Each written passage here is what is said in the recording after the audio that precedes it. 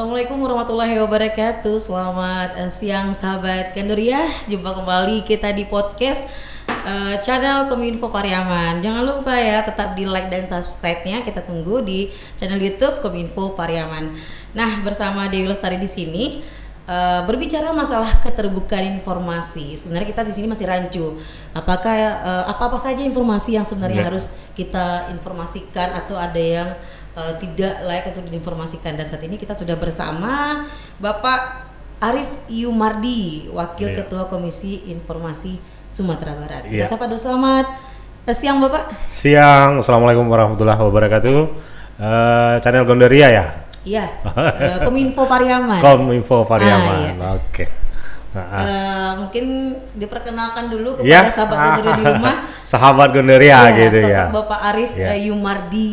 Ya, sahabat, perkenalkan saya Arif Yumardi, salah seorang komisioner di Komisi Informasi Provinsi Sumatera Barat. Saya sekarang diamanai sebagai Wakil Ketua Komisi Informasi Provinsi Sumatera Barat. Tinggalnya di Padang ya Pak? Tinggalnya di Padang, nggak mungkin di Pariaman gitu.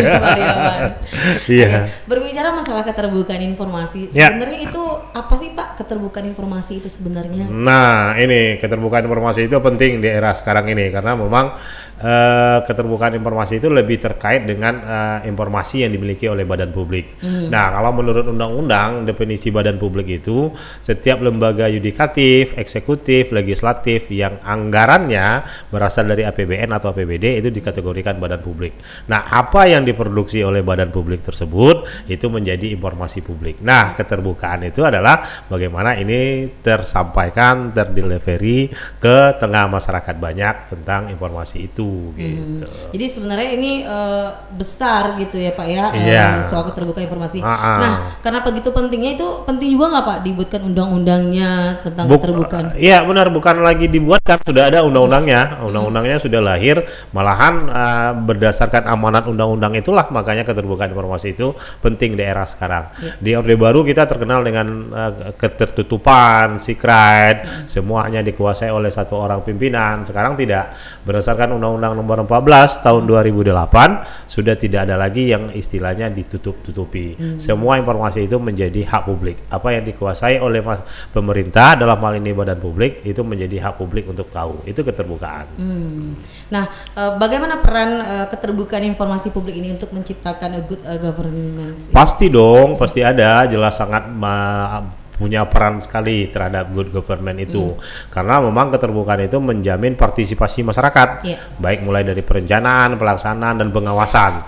Nah, ketika sudah ada perannya masyarakat, tentu dong pemerintah tidak neko-neko lagi. Nah, ini pasti akan menjamin keterbukaan itu akan muncul dan akan menjamin kebersihan dalam pelaksanaan pemerintah itu sendiri.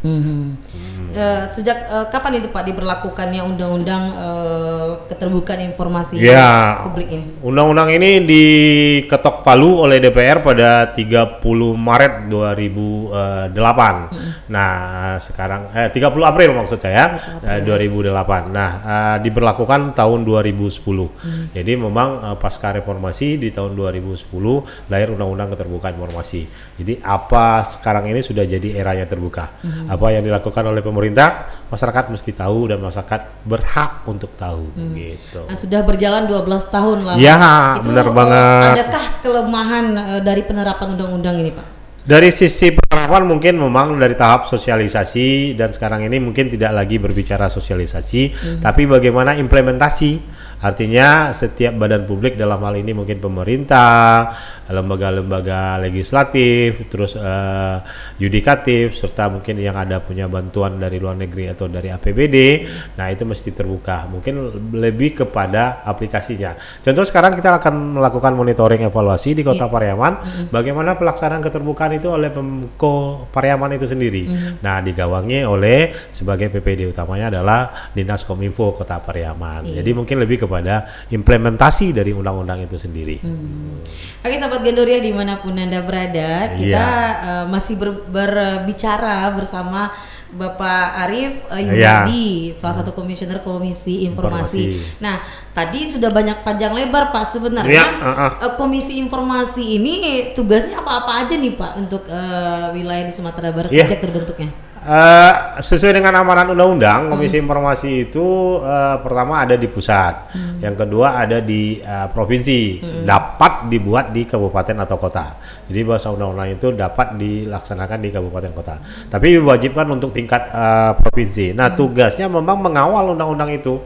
Mengawal Undang-Undang 14 tahun 2008 tentang keterbukaan informasi publik. Nah, penerapannya itu dikawal oleh Komisi Informasi. Jadi Komisi Informasi di samping tugas utamanya menyelesaikan sengketa informasi, juga melakukan monitoring evaluasi bagaimana keterbukaan itu ada di setiap badan publik. Nah, kalau sekiranya masyarakat yang kepo nih, pengen tahu bagaimana masyarakat apa yang terjadi di badan publik, silakan ajukan permohonan.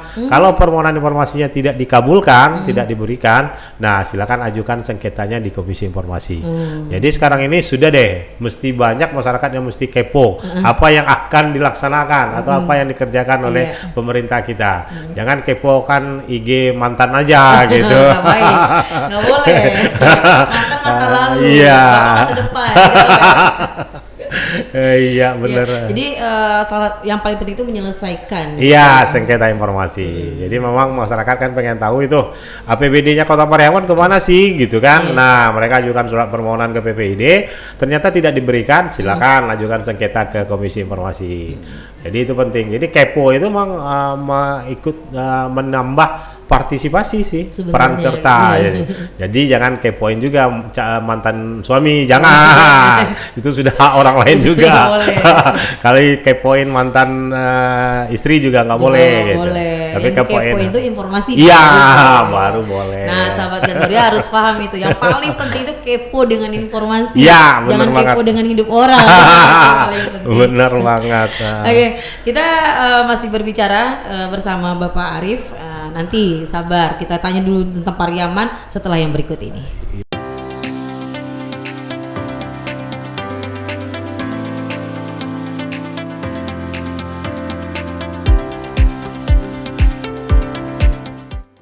Baik sahabat Gandoria, dimanapun Anda berada, masih berbicara kita di podcast Gandoria Dinas Kominfo Kota Pariaman.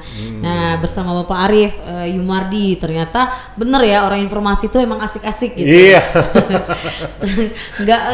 nggak puas berbicara 1 atau 2 jam aja gitu kan. Memang betul-betul menyampaikan informasi. Cocok gitu.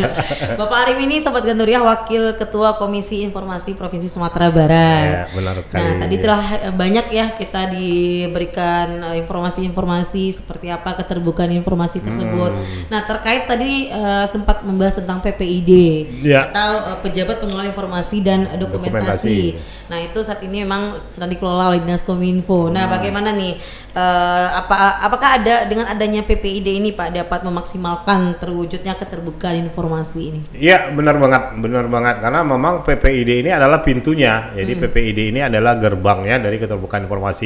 Jadi alurnya, lalu lintasnya baik itu pemohon dan pada termohon itu pintunya melalui PPID. Nah, pejabat pengelola informasi dan dokumentasi lah yang melaksanakan itu. Bagaimana cara kerjanya, bagaimana pelayanannya, bagaimana mengklasifikasikan informasi itu gitu.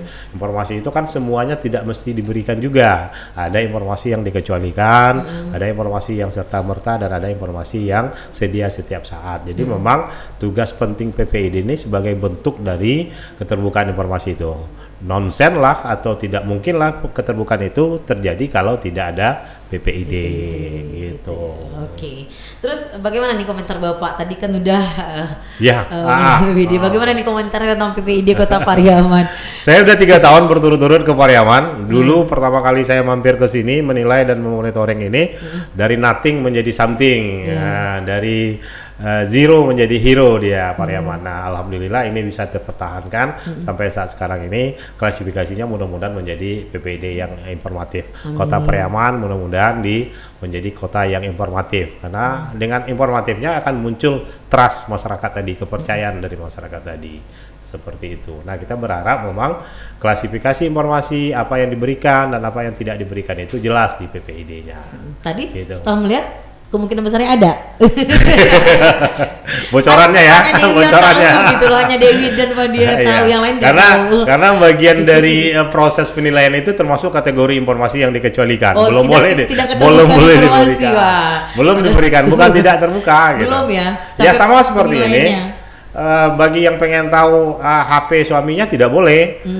Juga yang pengen tahu misalnya istrinya pulang ke rumah terus suaminya gulik HP-nya juga tidak boleh karena itu informasi yang dikecualikan. Oh gitu. Jadi, bolehnya kapan? Iya. Itu yang kita tanya. Iya. Jadi sampai rumah ini kata Pak Arif boleh gitu kan. Yeah. Okay. Mungkin ada sedikit Pak saran yang harus dilakukan atau dibenahi oleh PPID Kota Pariaman untuk lebih meningkatkan keterbukaan informasi publik ini. Overall tidak ada persoalan. Sebetulnya mekanisme itu sudah diatur, tinggal bagaimana melaksanakan.